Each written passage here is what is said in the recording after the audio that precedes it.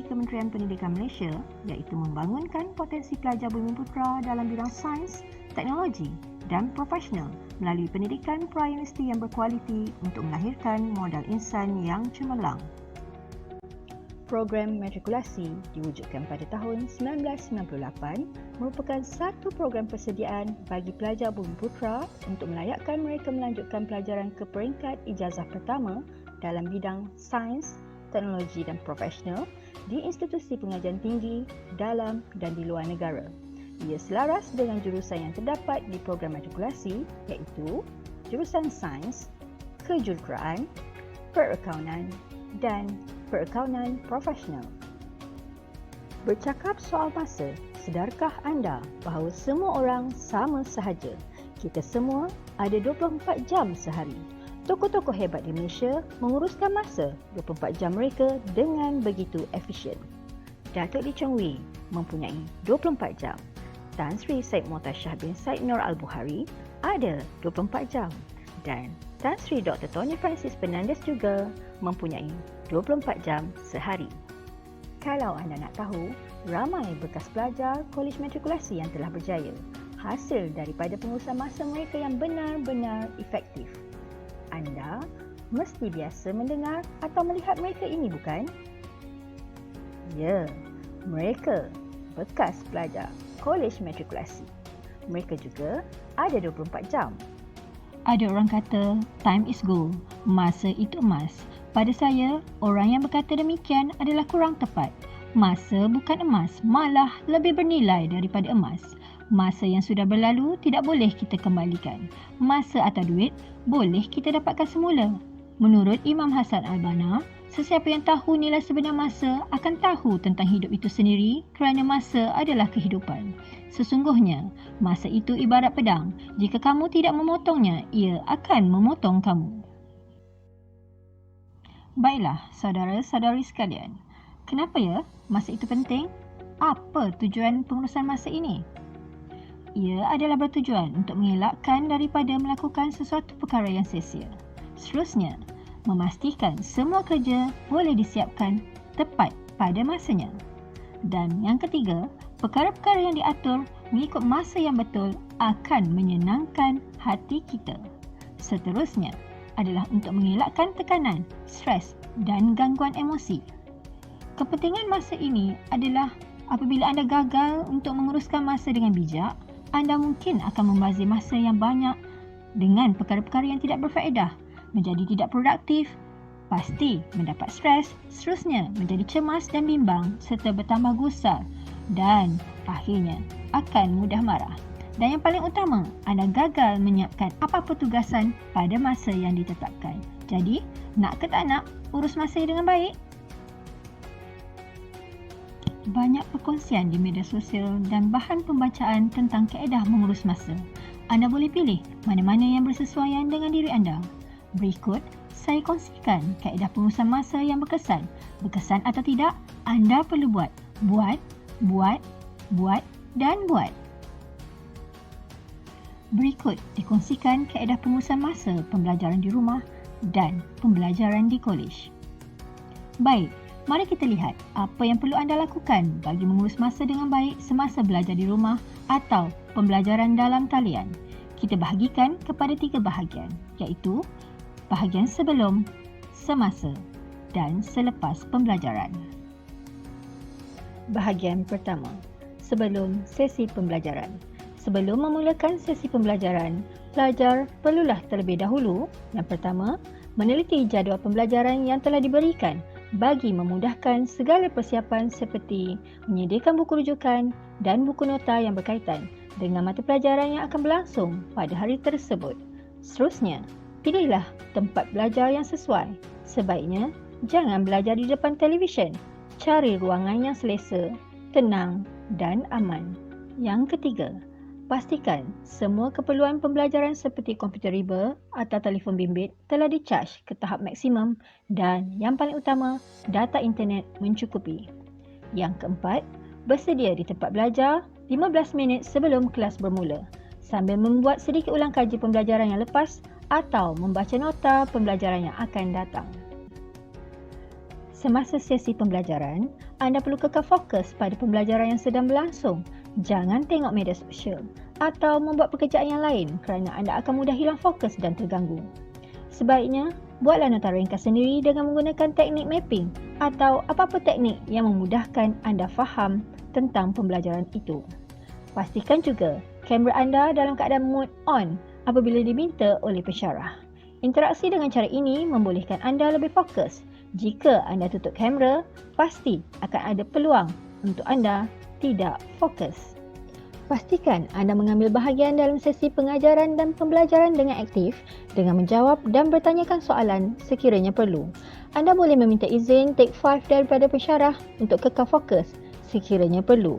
Minumlah air kosong atau makan buah-buahan bagi mengelakkan dari rasa mengantuk, tetapi pastikan anda tidak mengganggu sesi pembelajaran. Anda juga digalakkan untuk merakam pembelajaran online yang sedang berlangsung bagi memudahkan anda ulang dengar pada masa akan datang.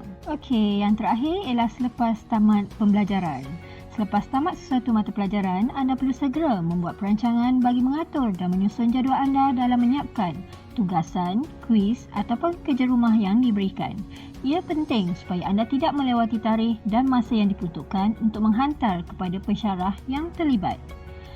The Eisenhower Matrix boleh digunakan bagi menentukan apa yang penting dan apa yang perlu disegerakan. Dan yang terakhir, pastikan anda perlu menyimpan semua nombor telefon pensyarah anda bagi memudahkan anda untuk berhubung dengan mereka sekiranya perlu.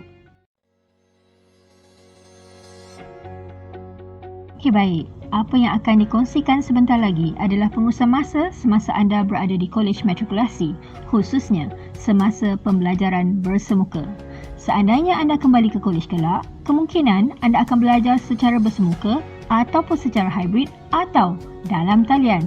Tidak mengapa, jangan panik, jangan risau. Anda hanya perlu cakna dan peka terhadap arahan pengurusan kolej dari semasa ke semasa. Okey, mari saya kongsikan pula jadual PDP kolej. Nah, anda perlu belajar di kolej mulai jam 8 pagi hingga 4 petang. Tidak sama dengan di sekolah dahulu. Jangan risau. Bukanlah anda belajar secara terus-menerus. Ada waktu senggang di antaranya. Apapun, rujuk jadual masing-masing. Tips yang pertama, rancang dan susun jadual harian. Buatlah jadual harian anda sendiri. Catatkan pukul berapa biasanya anda bangun tidur. Berapa lama anda bersiap untuk ke kelas. Pukul berapa anda pergi ke kelas. Pukul berapa anda pulang dari kelas ke kolej kediaman. Berapa lama masa pula yang anda perlu ambil untuk menyiapkan tugasan. Daripada jadual di atas, anda boleh menentukan berapa banyak masa lapang yang anda ada dan anda boleh menyusun jadual supaya semua aktiviti dapat disempurnakan pada hari yang sama. Buat juga semua senarai mengenai perkara yang penting, khususnya apa yang ingin anda lakukan. Berikut merupakan contoh jadual harian. Merancang jadual aktiviti harian adalah penting. Anda boleh mulakan hari anda dengan melakukan kerja-kerja yang paling penting di awal pagi. Anda juga boleh rancang jadual anda. Contohnya, pada waktu selemasa di antara kelas ataupun selepas jam 4.30 petang, anda boleh merancang dan membuat temujanji berjumpa pensyarah bagi pertanyakan tajuk yang anda kurang faham di dalam kelas. Anda perlu senaraikan semua aktiviti yang anda jalankan dalam masa satu hari. Susun, atur aktiviti berdasarkan kepentingannya. Buatlah jadual aktiviti anda mengikut masa yang sesuai. Disiplinkan diri melakukan semua aktiviti yang telah ditetapkan. Pastikan apa yang telah dirancang di dalam jadual mesti diikuti dengan betul. Barulah berkesan. Seterusnya, teknik 15 minit lebih awal. Dalam zaman sekarang, sangat mudah untuk kita mengawal masa. Kita boleh gunakan telefon bimbit sebagai penjaga masa kita. Di dalam telefon bimbit, anda boleh setkan reminder untuk memberi peringatan kepada diri sendiri tentang jadual waktu yang tepat. Ada orang menggunakan kaedah menetapkan waktu 15 minit lebih awal dari waktu sebenarnya supaya lebih berdisiplin dan mengelakkan dari terlambat. Untuk pengetahuan anda semua, di kolej matrikulasi, anda perlu bergerak dari satu dewan kuliah ke dewan kuliah yang lain. Tak sama ya seperti mana di sekolah dahulu, cikgu yang datang kepada anda. Tetapi di program matrikulasi, anda yang perlu mencari pensyarah. Jadi, jangan biarkan pensyarah anda tertunggu-tunggu. Yang seterusnya, tentukan kepentingan, aktiviti dan masa untuk bertindak berdasarkan Eisenhower Matrix. Anda seharusnya memikirkan dan mempertimbangkan sesuatu perkara berdasarkan elemen-elemen berikut. Yang pertama, perkara yang penting dan memerlukan tindakan segera. Contohnya, tugasan yang memang penting dan anda telah menghampiri tarikh tutup bagi penghantarannya. Maka, perkara ini perlu diberi keutamaan dan anda perlu segera bertindak. Yang kedua, perkara yang penting tetapi tidak memerlukan tindakan yang segera. Contohnya, tugasan yang tidak mempunyai tarikh akhir tetapi ia tetap penting. Anda boleh memilih, menentukan dan menyusun semula tempoh pelaksanaannya. Yang ketiga, perkara yang tidak penting tetapi memerlukan tindakan segera. Perkara ini anda perlu tangguhkan, namun anda boleh agihkan tugasan tersebut kepada orang lain yang anda percaya. Manakala elemen yang terakhir, perkara yang tidak memerlukan tindakan segera dan tidak penting, maka hal ini anda perlu abaikan. Tetapkan masa. Sebagai contoh, anda ingin siapkan tugasan kimia. Anda hadkan 15 minit untuk setiap satu soalan. Hal ini menjadikannya lebih menyeronokkan kerana sudah wujud satu permainan ataupun game dengan had masa. Anda pasti bersemangat menyiapkan tugasan. Gunakan diary. Catat tarikh dan masa yang penting di dalam diary anda agar tidak terlepas pandang. Diary pecahan masa dapat membantu anda melakukan tugasan dan mencapai matlamat yang ditetapkan. Ia juga turut membantu anda untuk merancang aktiviti harian berdasarkan apa yang mesti dibereskan. Secara langsung, ia membantu anda untuk menggunakan masa yang terluang untuk menyiapkan tugasan atau aktiviti yang ingin anda lakukan.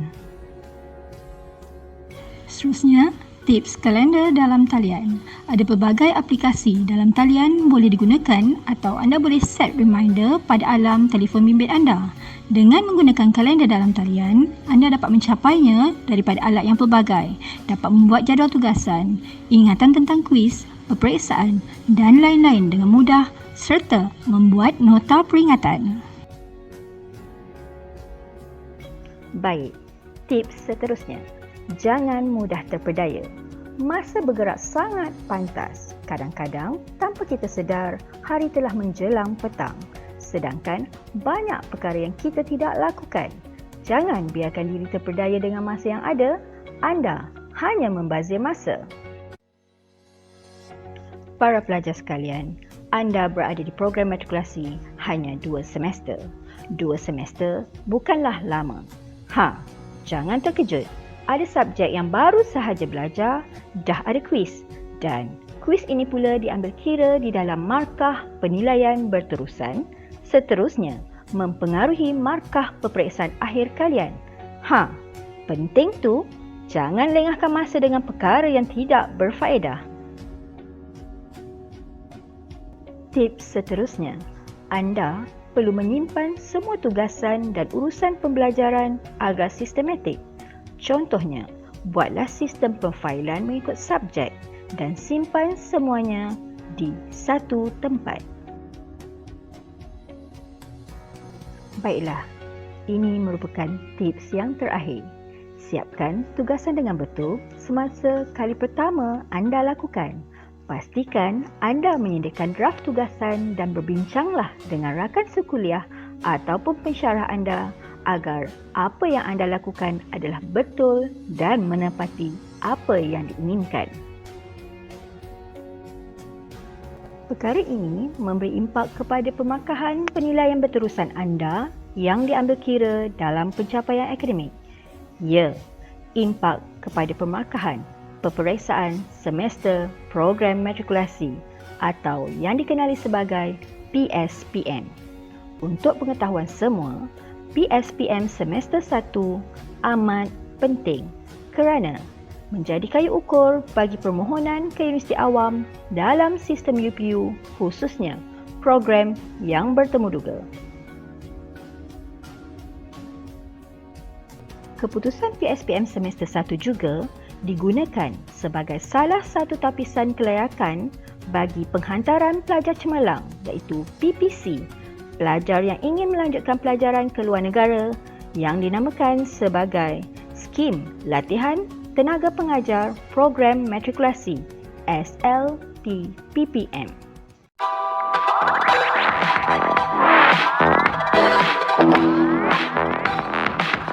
Jujurnya, fasa hidup di program matrikulasi hanyalah satu latihan bagi graduan dalam menghadapi kehidupan sebenar yang lebih mencabar. Dan jika semasa program matrikulasi anda tidak mampu mengurus masa dengan baik, bagaimana nanti apabila bekerja ataupun telah berkeluarga? Fikir-fikirkan dan bertindak untuk kebaikan diri anda.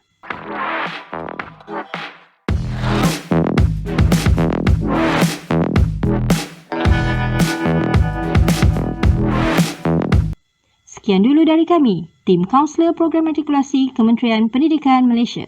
Semoga berjaya.